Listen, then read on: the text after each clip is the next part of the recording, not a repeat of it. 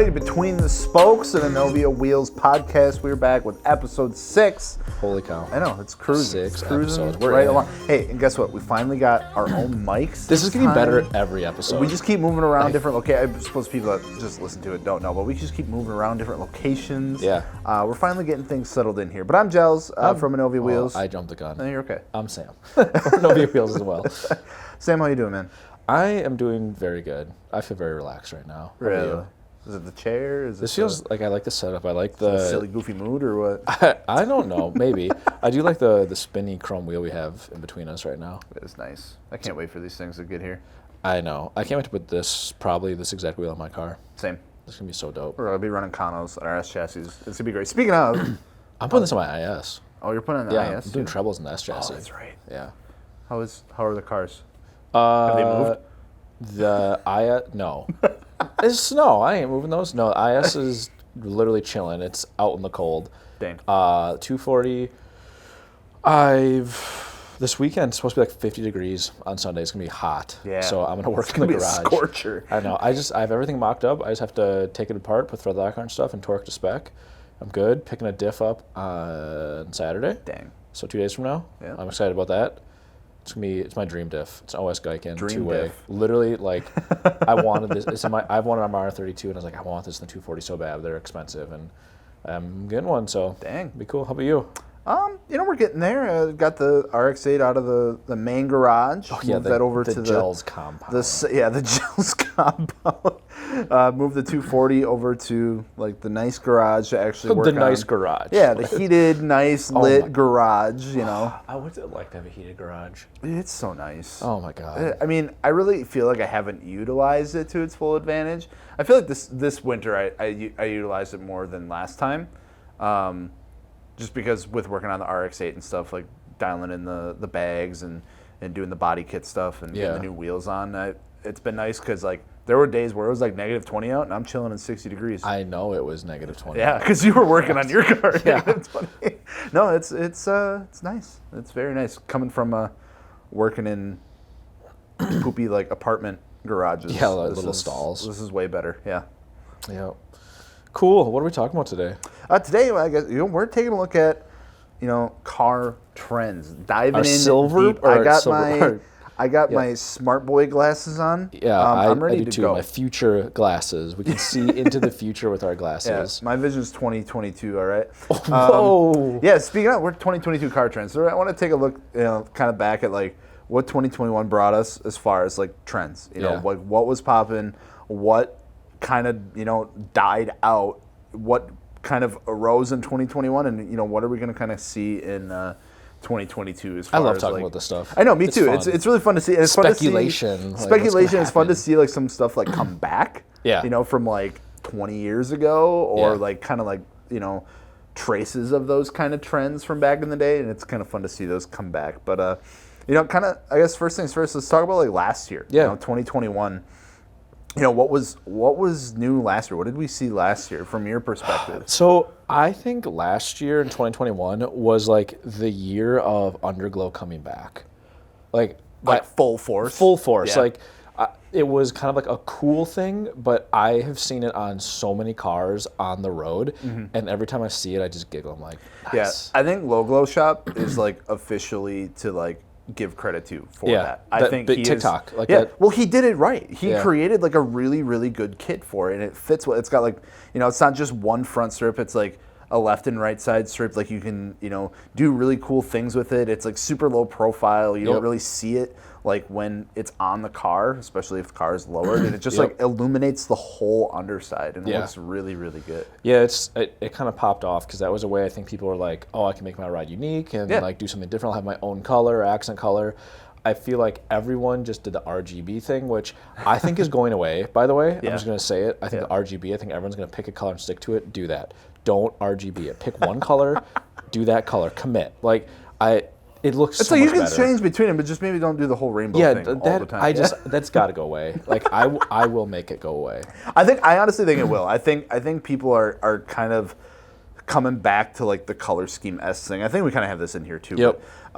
But, But yeah, no, I agree. Like RGB stuff, like super cool. Like the LED like technology itself, I think is super neat. I love Underglow. I think So that it's easy. now the technology is there to do it the right way. I but it's literally- super easy to go overboard. Oh, with it is. Yeah. I actually have extra kits at my house. Yeah? Because I went through about 2 kits last summer just with like drifting and that's shit close. happening, and so I have extra kits, and it's literally like oh, I ripped a strip off and this broke, so it's like plug and play, and it's like it's so easy. I really need to get a kit for the RX-8. I think that is like I now can't believe one you of don't like have one. I know. I really want. I wanted to get like everything. I think this is the way that Underglow should go. I think Underglow should be like the nice like cherry on top of like your build, right? I agree. Like you get everything done, everything's you spent, did all the big things to it. It's like the Underglow is like the final like nice touch to everything. It's like if you just have like a kind of stock car. I with, see like, that all the time. Underglow, Though. like stock ride height. It's like stock car, stock ride height, stock wheels, and like Underglow. I'm like, like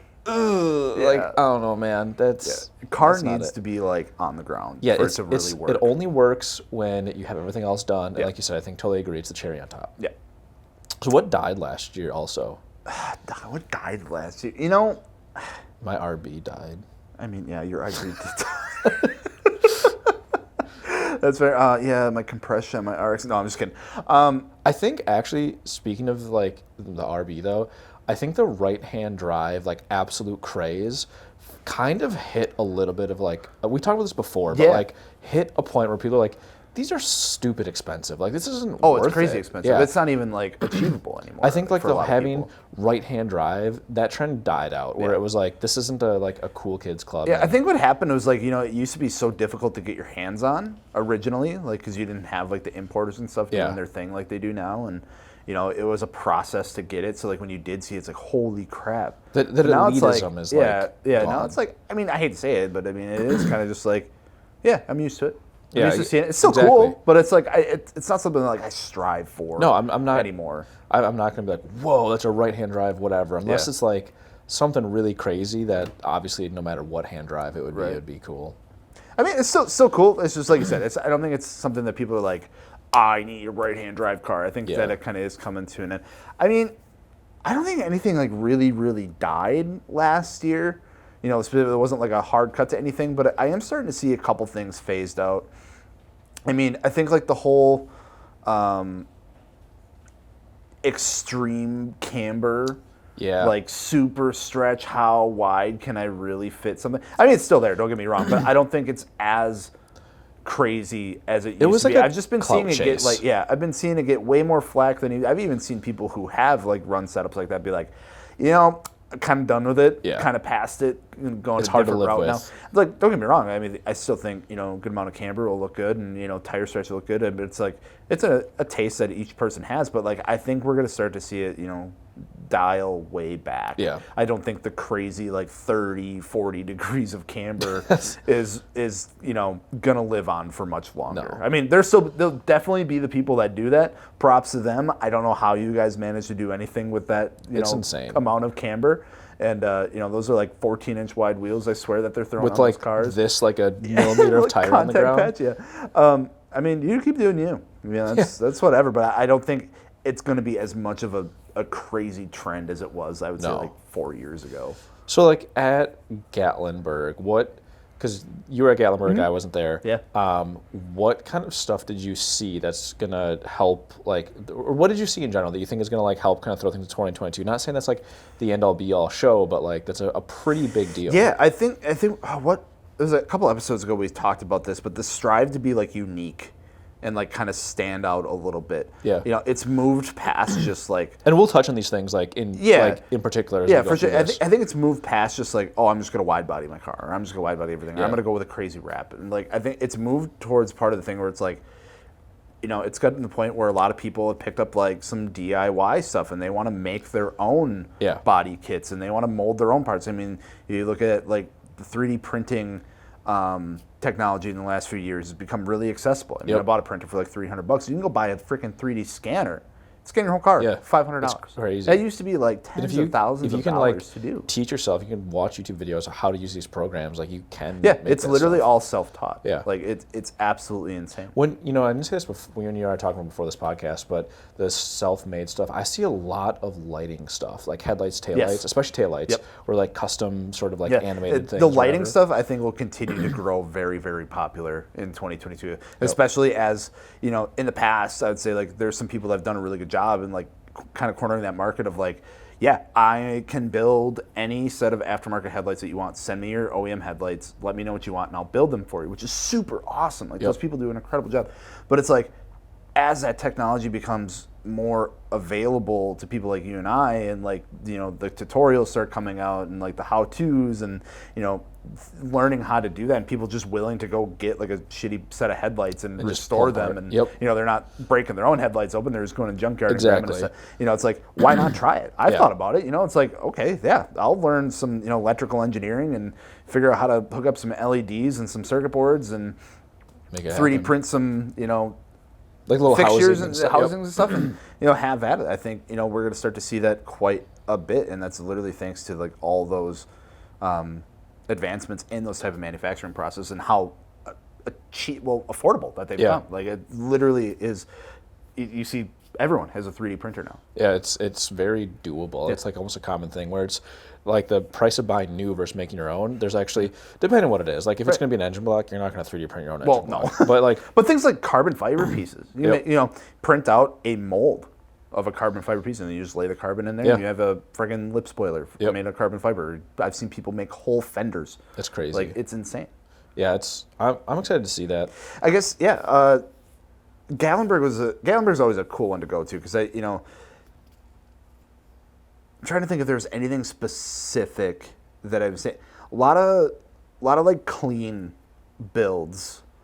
Like, still crazy in a sense of like the amount of detail that went into everything, but like everything was done very well. Like, it was very clean. Like, if it, you know, it doesn't have to, it wasn't a lot of like the crazy aero stuff. There was definitely plenty of that there, but I was seeing more of like simple body kits. You know, it was just an aftermarket bumper and some side skirts and, you know, some stuff like that. It wasn't like the full wide body with like the crazy canards and, you know, chassis mount wings and stuff like that. Stuff that you used to see, It was more sleek. It kind of flowed with the stock body lines a little bit. VIP stuff everywhere. There was a crazy amount of VIP builds. I loved it. Like, you look in there, they got the whole like champagne holders. You got the freaking chandelier, the curtains. I love that. I don't know why. I think it's great. Absolutely it's just love fun. It. And the fitment is so good. Yeah, that's the thing with the VIP though is you can't half-ass it or it looked really bad. Yeah, like you got a whole ass. Because it's like a. I mean, I'd probably get kind of murdered for saying this, but like, it's a fine line of being like cheesy. Yes. Right. It's like, you putting freaking wine glasses and chandeliers in your cars, like, but it looks really cool. Oh yeah. But you're right. If you got to do it right, otherwise it's like, okay. Yeah. There's some weird cars to see people doing it too, and it's like, it's cool. Where like I think it works, and it's just something different. Yeah. That like at SEMA this year. Yeah, I wasn't able to go to SEMA, so that I didn't really get the chance. Well, I was in Gallenberg, so it's kind of cool that we both got to go to like different things.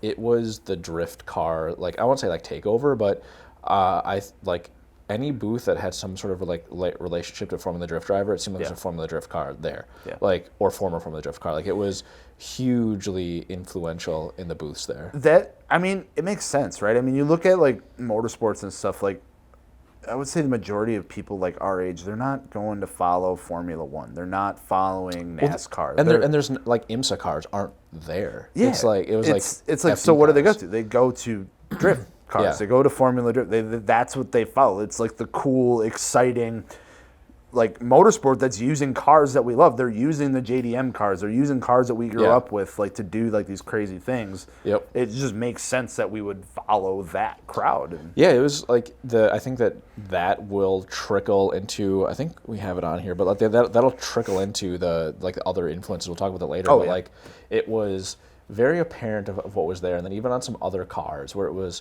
I could tell there was like the wider, like a little bit wider front stance with the camber, and I'm like, well, that's not functional because this is just a street car, but it has that drift car Yeah. stance to it and look that people like because it's that aggressive Yeah, kind of. you always see it come over from the motorsports thing, and basically look at anything modification related. It comes from some sort of motorsport. It's Yep. like, oh, they did it, and it's a race car, so 'Cause I race should car. do it Yeah. because then I have a race car. Help me God, I got a race Yeah, car. literally. Anything else at SEMA that like really stood out? I mean, That was. I know that was like the big thing. I know like they got like the whole freaking like Burnyard thing there now. Like, Yeah, I mean, there's obviously a lot of drifting going on there. There's just a lot of stuff of more of like functional versus like pure show aesthetic. Even like the cars that were very much show, like the full, like it was in the Toyo booth area. Oh, I love the Toyo booth. It That was is so cool. Yeah. The full carbon fiber R32 was very much like that's a show Right, kind of yeah. car, but like the fitment, everything was very much like you could drive Functional that. based, Yeah, functional, exactly. Like it wasn't like this absolute slam on its nuts sort of thing. sure. So we've talked before this. We got a little bit of a list. Yeah. So we will break to the audience that we have a list, and we're gonna follow It's it. right here. This is the list. Otherwise, we would just here. go off on a tangent of random bullshit So and no one would listen yeah, to this this. keeps us kind of on task. But we kind of talked about what we saw last year. We saw Gatlinburg, SEMA, just kind of set the pace. So we're going to talk about what we think we're going to see in 2022. Yeah. And the first thing that we have on here is more clean style builds, which by that we mean kind of like OEM plus or expanding like or extending your dollar of Yes. what you have of what you already have. So you want to like kind of elaborate a little bit? Kind of Yeah, so like kind of like when I was talking about like when we went to Gatlinburg and stuff, it was like I think like the whole trend of like the crazy aero like that'll still be there, but I think it's going to kind of get washed out a little bit. Yep. I don't think people really want to go that route anymore. They want to go with something a little more sleeker, a little more, you know, like you said, OEM plus. Like I look at like the new like Accord, for instance, like the new Accord Sport, like that car already just lowered on some wheels looks so looks so damn cool. good. Yeah. If you were to throw like a splitter and like side skirt extensions and It's, like like, a wing on it, too it's like much. it just doesn't match, Yeah. right? And I look at a lot of like the new cars coming like the out, and Camry, it's like, too. yeah, and I look at a lot of the new cars coming out, and it's like they don't really need that Yeah. kind of stuff. Like either the body lines don't match that kind of style, or it already has it. Yep. And you know, I think we're gonna kind of see that go away and just go to more of like OEM plus in function. Yeah. Functionality. I mean, you're gonna still see your cars on air, fender to lip, or like super tough fitment. Like that's super cool. Like Yep.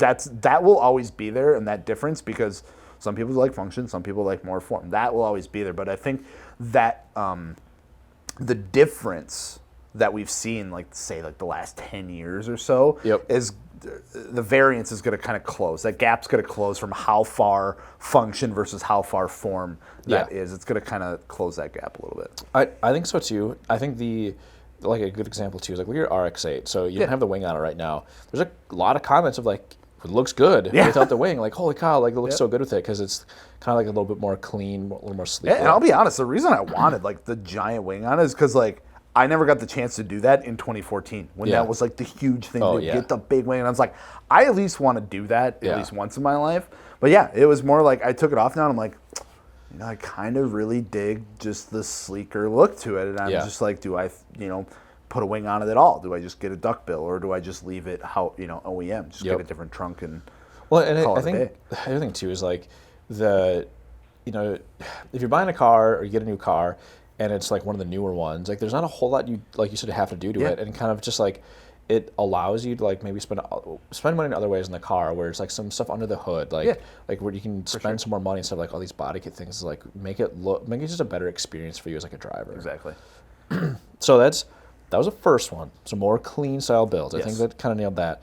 The next one we have is drive to be unique and original. So you talk about that a little bit, and like maybe we can expand on here where we're talking about kind of like the DIY thing and that 3D printing, 3D scanning. So making your own parts is something. I talked with one of my friends who he's doing like his own fenders for like the G35 sedan, and it's like that sort of stuff. Like I'm seeing all sorts of mom and pop things start popping up, like specialty aero shops.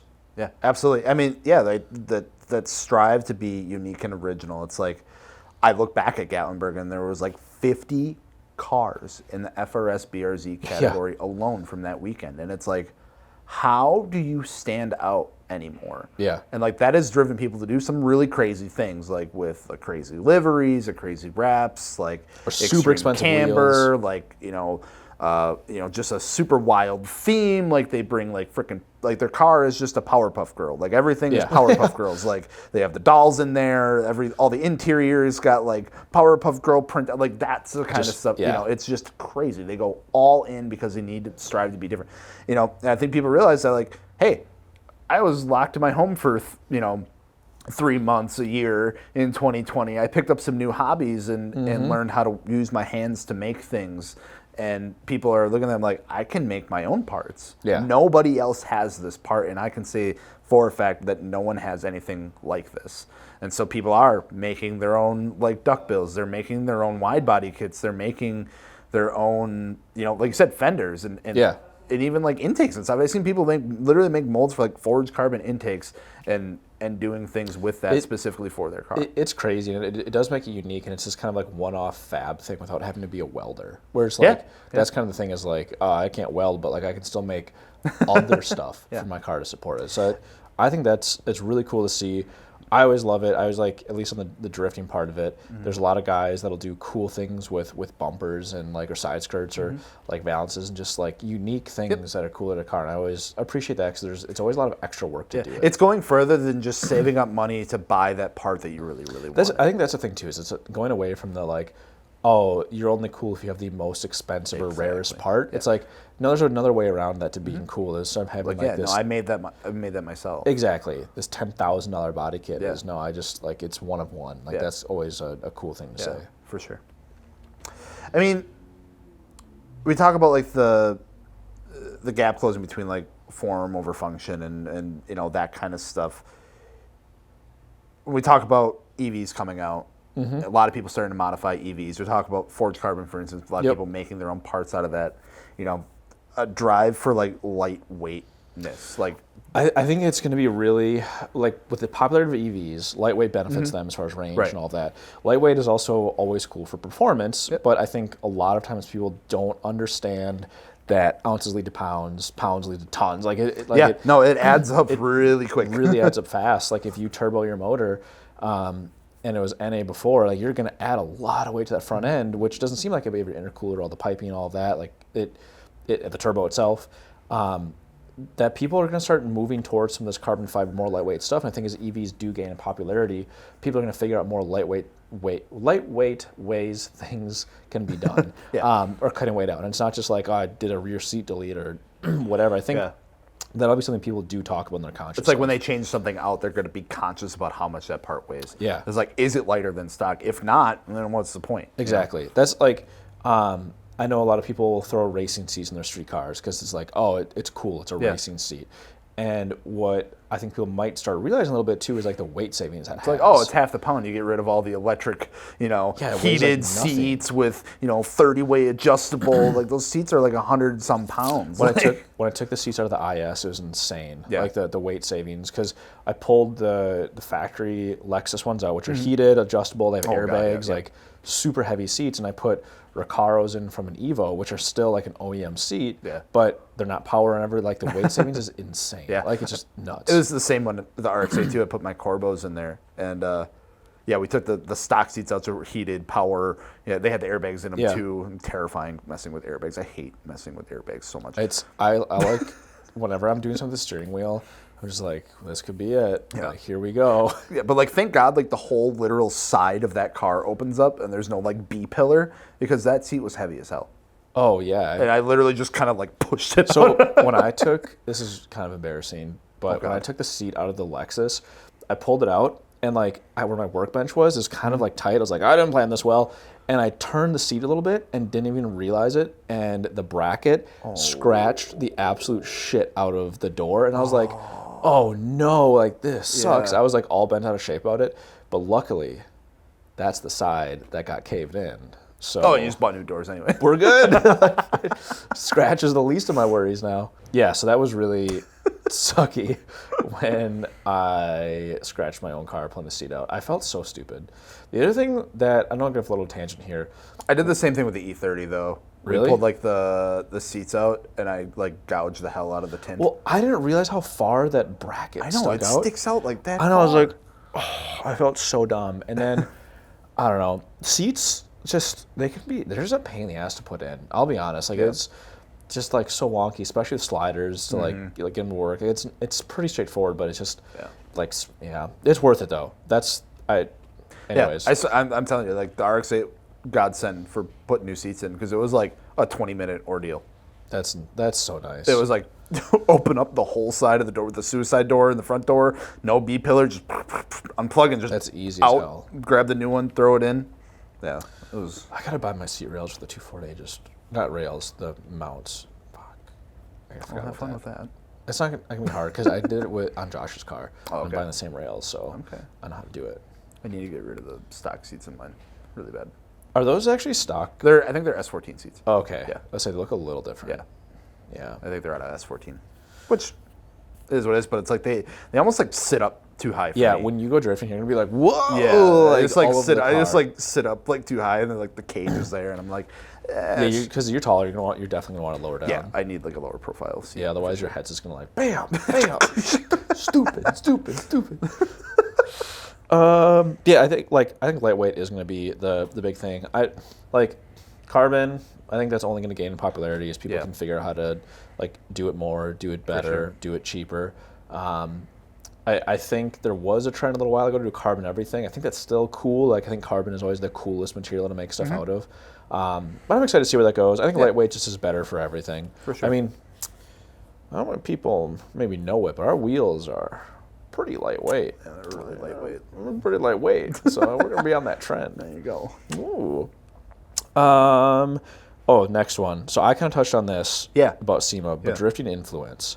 So like as far as like styling goes, or just overall. I think just like overall from what I'm seeing, because I mean, you can see it with our team. You came in, and then all of us were like, "Hey, that looks really cool." And then we all I went want and to bought break my car freaking too. drift cars. Well, so I think like drifting itself is cool, but the influence of it, like I've seen on the gram and on TikTok, so many fucking FRSs and BRZs with bash bars and no bumpers. Yep. And I'm like, cover that up. Like that's like not wearing pants. Yeah. Like but it's like exposing yourself. Yeah, exactly. It's like, but it's like a style thing, and they're like they're paint matched bash bars, which like it's cool, but to me on the drifting side, like that's the gross. Like you don't want to see the bash bar. Yeah. Like that's there for bashing. Yeah, but it's like there for a functionality purpose. You use it for like a jack point. You use it in case like you make contact with like a wall or someone. Yeah. like saves the rest of your car. protects your car. Yeah. But it, like if it's under the bumper, and now like I've seen got like elaborate show cars with like especially 350, 370Zs with like the double or triple bars on the front where it looks like a football like face mask, and I'm like, damn, but it's like powder coated or paint matched to the car, and the livery goes onto it. Like there's a whole bunch of it. Well, it's the same thing. I mean, we saw the same thing with like the harness bars and the full cages and like these show cars. It's like that is completely unnecessary, but it looks cool. It it's does like look cool. and it's completely like color. Like I said, it's color match. It goes with the interior. It's like it's become like a showpiece. Yeah. But I mean, still completely functional. It's just that it doesn't need to be in there. And another thing, the other drifting influence that you know how like I feel about this, but there's hydros in everything. Yes. And but like not a drift car. Yeah. Like I have. Oh, this hurts. I've seen hydros in like front wheel drive cars. Like, I have seen that TikTok, too. and I'm just like, oh God, like what's happening right now? Like, I don't know. And then I go in the comments, they're like, you drift this, bro? I was just like, and they're like, yeah, and they're like, no, you don't. oh boy. No. But like, I don't know. It's a look thing, and I think like years ago it was cool. You said Ken Block just grabbing that hydro and like yanking that thing. It's like, damn, that looks cool. I know Josh thinks like hydros are the coolest thing ever. Like he just all he wants is a hydro because he thinks it looks cool. But He can have mine. yeah, give him yours. But Doesn't he have one? Josh, do you have a hydro in your car? Oh yeah, that's right. Josh doesn't have one. Oh, but I he have wants one. one. Yeah, you have one, but it's not hooked up. It's hooked up. It's just hooked up It's backwards. So actually, it'd be funny if yours was hooked up backwards. Where to have it off, you had to like hold it, and the second you let it go, it like went on like. No, it's like so if I pull it, it like pushes the brake pedal at me. That's so. So you have to push it. Or wait, no. Oh, no, I see. it just builds pressure. It builds pressure. The takes other the pressure. What the? Yeah, it, like if I have my foot on the brake and like I pull it, it like pushes my foot back at me. What happens if you just drive and pull the hydro? Probably nothing. That's weird. It just pulls the pads further just apart. blows your caliper apart. Just, I honestly, I think Brent, when we were filming it, Brent just like ripped it, and I was like, I don't know if that just broke something or what. Good job, Brent. Nice job. He's like sitting right there. I was like, that's backwards. He's like, oh. I was like, that's fine. I think the other thing too, a lot of like the body kits that I've seen, like here's a big thing, like 240s have become very cool, and hell yeah, only cool guys have 240s, but they became very cool. Part of that because of like the nostalgia and like this is the kind of I think the golden time for this car of like really getting cool, but a lot of that too is from drifting. So I go to shows or have been to shows and I see a 240 where I'm like, damn. Like that's a straight up like origin kit, like that is a drift car. Yeah. And I go up and it's an automatic, and I'm like, whoa, like this is a show car, but like it looks absolutely like a drift car. It's got like the battle eye or something like that, and it's like, damn, this is insane. Like how much of an influence like this dumb thing has had on other motorsports, right? Or just areas of the car. Yeah, like the camber up front, like all the way the car is set up. It's crazy to see that influence just become so pervasive. Yeah, and honestly, I've started to notice it more since since like you started and like have pointed that stuff because I didn't know that before. Like I didn't know there was like a difference in the way the cars were like set up specifically, or how that worked, but. I do notice it now, and I was like, oh, well, that's just me noticing it. But hearing from you, it's like, no, that's like kind of like a newer thing that continues to happen. That's kind of unique. It's always just really interesting. It's cool to see too, because I mean, ultimately, like I'm not trying to like dog on it by any means. Do your style, but to me, it's kind of neat because it just creates more demand for that type of style and that sort of stuff. So it's just like other companies are coming out with cool things like different fenders or wide body kits to like get that look that people want to have on there. The one look though that the exposed bash bars, man, I don't. Not about it. Not so much. I don't know. Fair enough. What we got next? Ooh, this is a fun one. This is a fun one because I think a lot of these like, oh, what's going to be new this year? It's like, no, what's coming back? It's like what's old is new again. Yeah, like but like refined or like a little bit different. Like we talk about Underglow. Like Underglow died because people were like, I don't want to have. So it was gas-filled tubes. Fast and Furious. This is so cool. Yeah. Like, how do I do that? Oh wow. This is very hard and expensive. I drive more than 5 miles and my tubes break and I have to replace them and they're super expensive and they rattle and all that kind of stuff. Where it's like, oh no, now you just 3M tape some freaking lights. It's like a Glade plug-in. Just plug it in, plug it in. It's You're so good easy. to go. And so like that's a good example. But the amount of like colored and like chrome tint that I've been seeing come back is super awesome. I'm a big fan of color tints. Yes. I think it is a way to just change a car, and if you do it right, it looks so cool. Yeah. Like, I wish it wasn't as illegal as it was, or I would totally do it. I really wanted to do mirror tint on the RX-8, and I still kind of do. I'll be honest, man, I feel like people can think I'm the most opinionated person. I'm very opinionated. Chrome tint, it's got to be on the right way. Yeah. Like, or mirror tint. Like, it's easy to just make that not good. Oh, right. And look I saw like the bright blue and then just that contrast, like with the mirror tint would look so good. But I'm like, I'd get pulled over all the time. I think tint is also like Underglow, where that's kind of the cherry on top too. Yeah. Like if you're gonna tint it or have because that's the thing. Like you said, if it's done right, it's like, okay, well, I just bought this car completely stock and I throw red tint on it. Weird. What the fuck are you doing? Why did you spend your money on wheels? Yeah, like, exactly. Because that was expensive. Yeah. But I think it's super cool. Mm-hmm. It's totally coming back. I think the other thing people are doing is like tinting like tails or headlights and stuff like that, which is like super illegal. Yeah. Don't do that. Clear tails. Clear taillights coming back. I love 100%. I love it. I'm seeing it everywhere. Okay. It's super sick. I'm gonna say, if you want to be on my cool list, it's a pretty short list. If you have a white car, clear tails, that wins. You win me over. Damn. Like clear tails, like that. Just it looks so cool. I love it. Yeah, they look really good. I love the look of that. Yeah, it's again thing that has to be done right. Yeah. But it can look really good. Yeah, I think the whole clear tail movement. Like I see a lot of companies with LED tails, stuff like that for cars didn't have it, like 240s and older cars. I'm wondering. Cool. I remember when I owned my 2G Eclipse, there was. You could get clear tails for the 2G Eclipse. It was the left, right, and then the center piece. Like factory ones?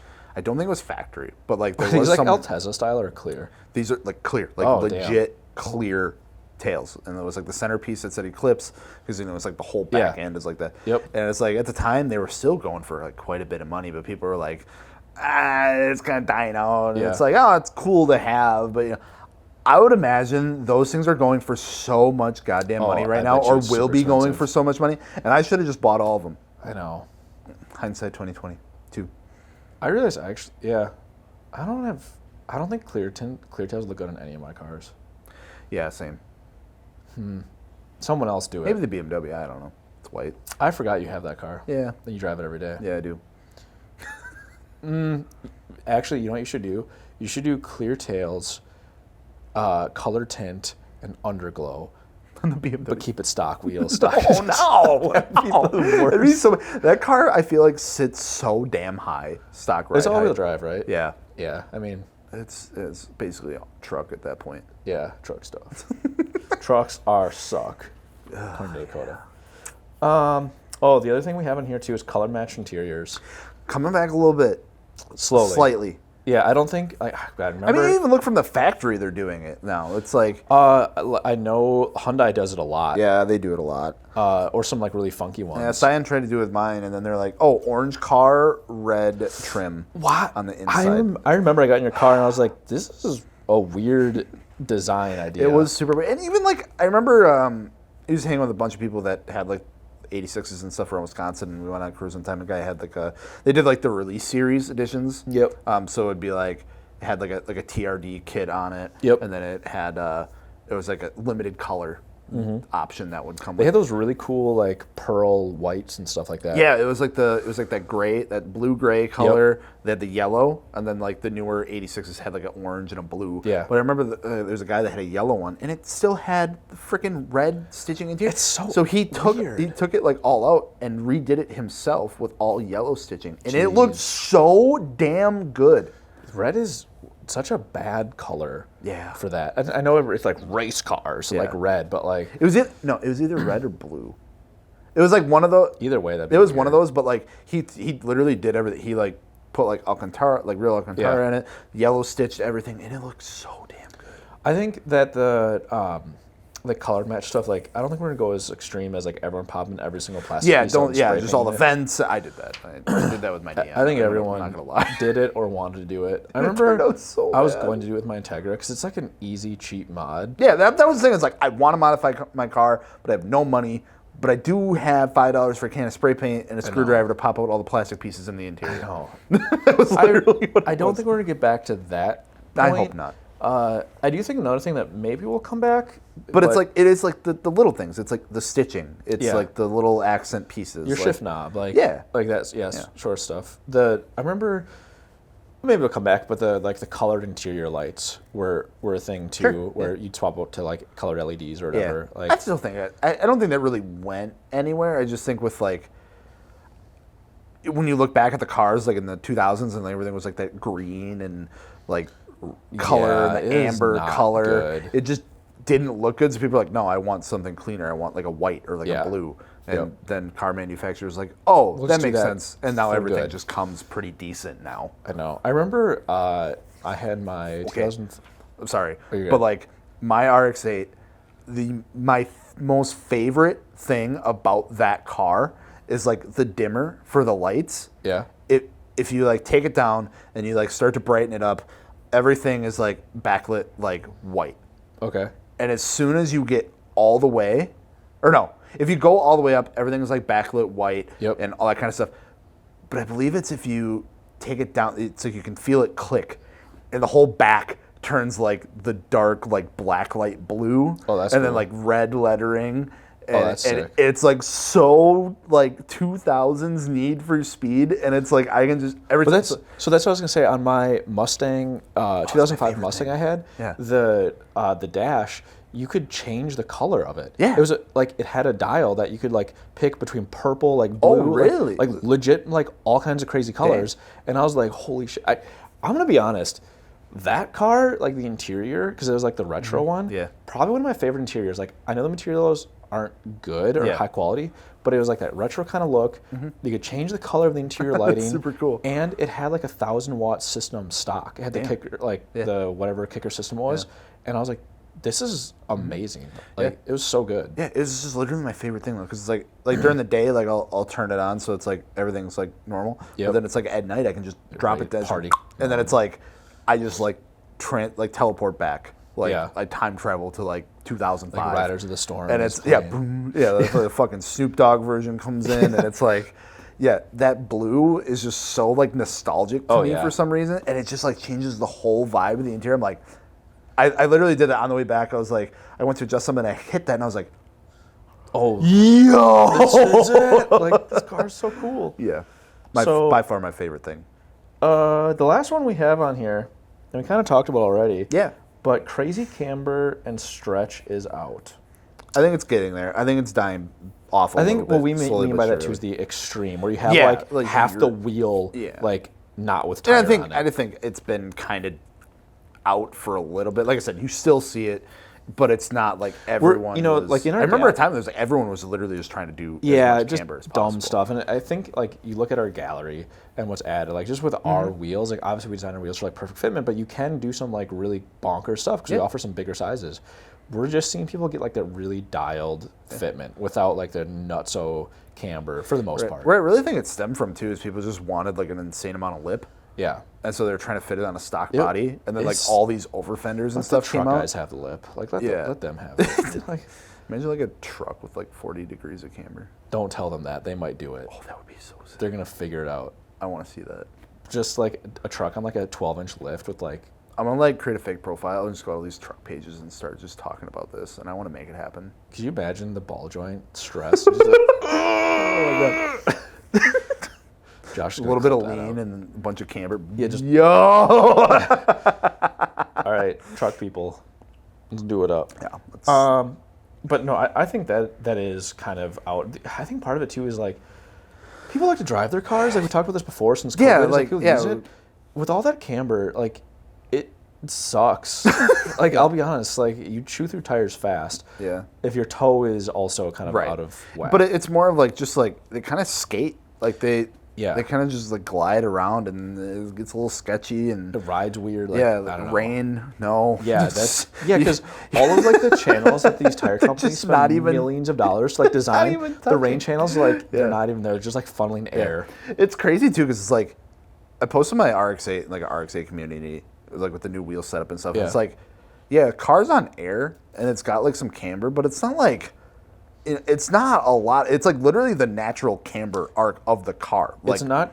there's no It's way less camber- than my IS300. Yeah, there's no camber adjustment that I've done to it. It's literally just the natural arc of it airing out. Yeah. And I'd say like over most like cars, yeah, like the camber arc on that car when it goes lower is pretty excessive. But like, it's not like It's not really that it's not crazy. like I'd say it's like a couple degrees.